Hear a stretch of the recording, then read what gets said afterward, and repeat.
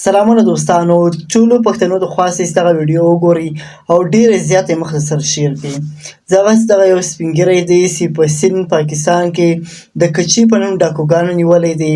هغوی له خپل ځان سره بوولی دی.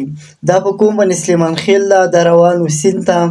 نور تفصیل تاسو په ویډیو کې کتلی سئ. باید دغه ویډیو زیاته شیر کړئ چې ګردو پښتنو ته ورسیږي. لکه تېر کال کې تاسو ته معلومه وي، که تاسو په یاد وي چې یو کوچنی ماشوم یې وړی و، په کوم باندې ملاخېل و، د کوټې د نوي کلي نه د نوي کلي کور یې په نوي کلي کې وړی و، په سیند کچې ډاکوګانو وړی و.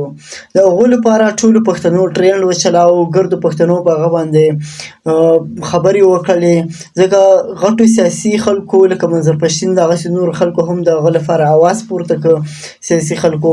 نو هغه ډېره په لږ بیخي په لږ موده کې هغه د کچې له ډاکوګانو نه خلاص و، هغو آزاد کړو، هغو پرېښودل. نو د دغه سپین ږیري بابا لپاره هم موږ ته په کار ده چې ټرېنډ وچلوو او دغه سپین ږیري بابا لپاره موږ اواز پورته کړو. دغه د کچې ډاکوګانو په سیند کې نیولی دی. تاسو دغه ویډیو وګورئ او مخکې سره شیر کړئ چې ټولو پښتنو ته ورسیږي. د دې لپاره اواز پورته کړو چې دا راخوستی کړي. سلام علیکم رحمت وروره جوړه په خیر خیرت الله دې وساته.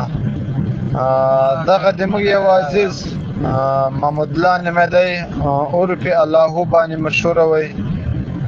نو دغه تللی وی د پنجاب خواته، چا باندې حساب پاته وی.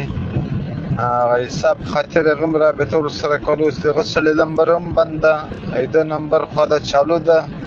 او فلحاله دا محمود الله څه ده د کچه کشمیر کې د کچې ډاکوانانو په لاس کې ده. ویډیو د په وټساپ باندې رالېږل، اوس باید دا سړی له موږ سره ده. نو برای مهرباني دا نو تاوان موږ ته راکړئ. نو اوس باید موږ دغه کوشش کوو چې اعلی